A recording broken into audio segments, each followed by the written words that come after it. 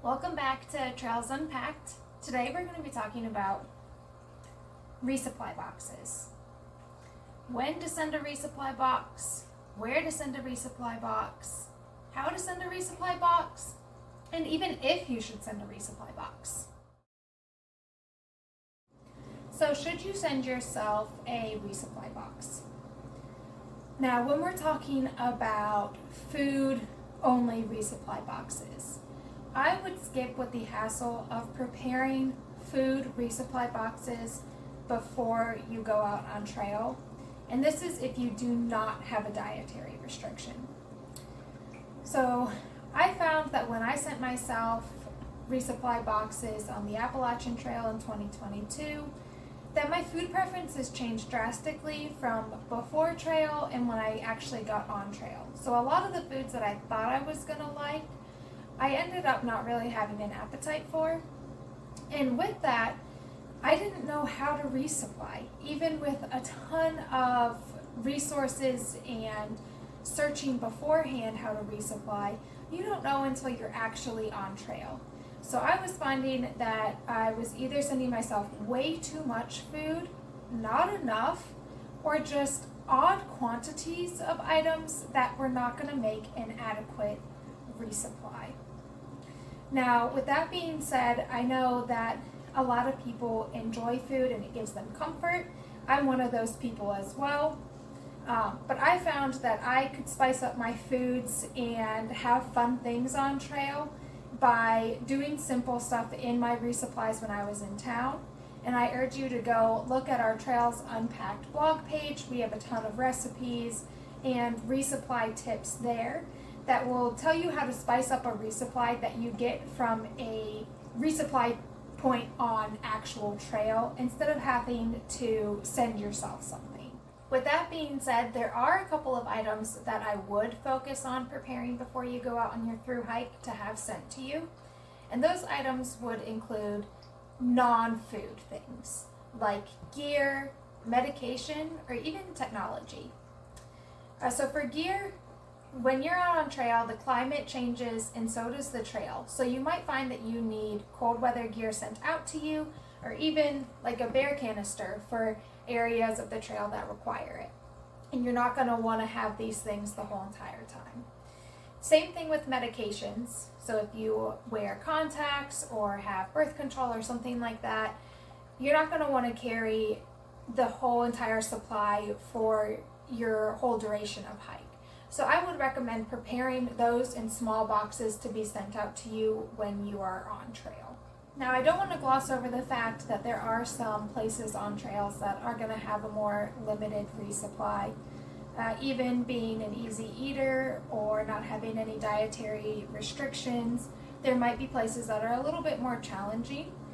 And what I would recommend in those instances is waiting until you're actually on trail to send yourself something.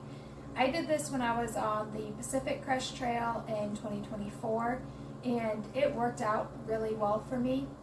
So when I knew that there was going to be a town that was going to have a limited option, I would send myself a box a couple weeks earlier to that point. And when these things happened, I think I only did it 2 or 3 times on the PCT, so it's not something that you would be doing all of the time, but it just saved me a lot of hassle in preparing for my thru hike, that this was one thing I didn't have to worry about.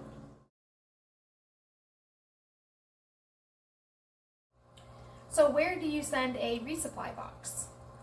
Now, I'm not going to give you a whole list of all of the towns and all of the places that you should send a resupply box. There are a ton of resources out there from the Trek or even on Far Out, AWOL's Guide. You can find a whole list of places that are good to send a box to if you choose to.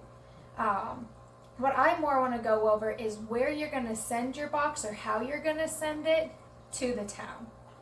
So the first option is sending something general delivery through the post office.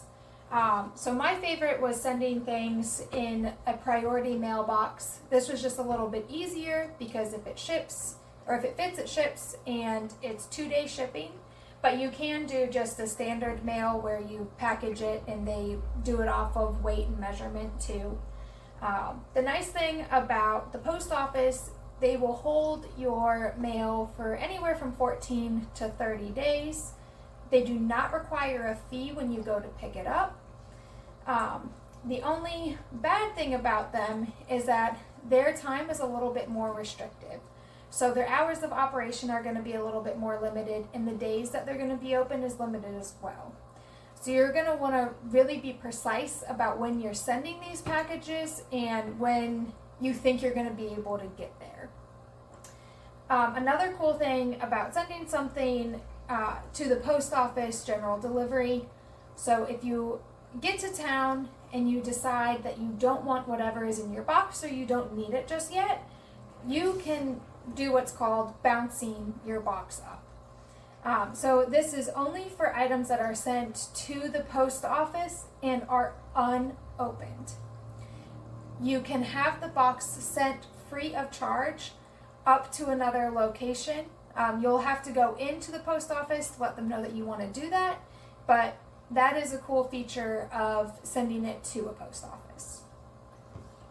Now, another method of sending mail would be to send it to a hostel, a restaurant, or a gear store on trail. And there are numerous of these places that will accept hiker packages.